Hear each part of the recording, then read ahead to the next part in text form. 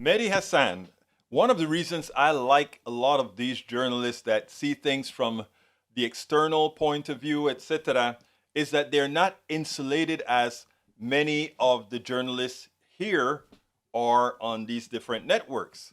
Mehdi Hasan is a great example.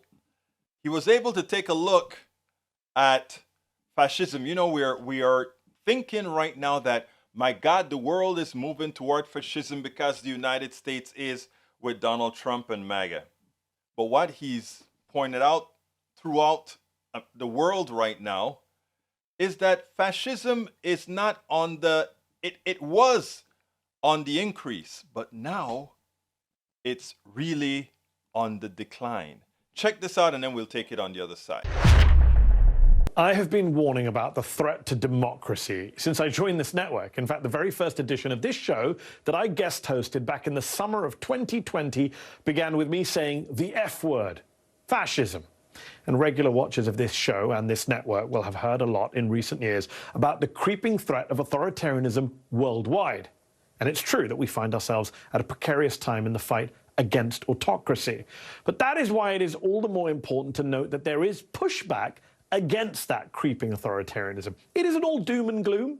Following this weekend's elections in Turkey, for example, President Erdogan, a model for would-be authoritarian strongmen worldwide, will be forced into a historic runoff election next month after he failed to clear 50% of the vote. Erdogan, in many ways, is who Donald Trump wishes he could be.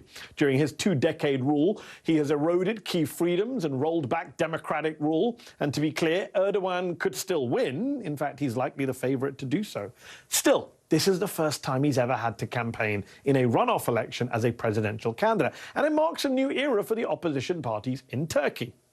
Meanwhile, over in India, Prime Minister Narendra Modi's far-right ultra-nationalist governing party suffered a key defeat in a state election in the country's south over the weekend. That sets the stage for the opposition there to put up a real fight during next year's general election. And in Thailand, journalists are calling early results from that country's elections a political earthquake after a youth-led opposition movement roundly defeated the authoritarian, conservative, military-backed regime that took control of the country during a coup nearly a decade ago. And all of that was just in the past few days. Last year, French far-right populist Marine Le Pen lost a presidential election for the second time and stepped down as her party's leader.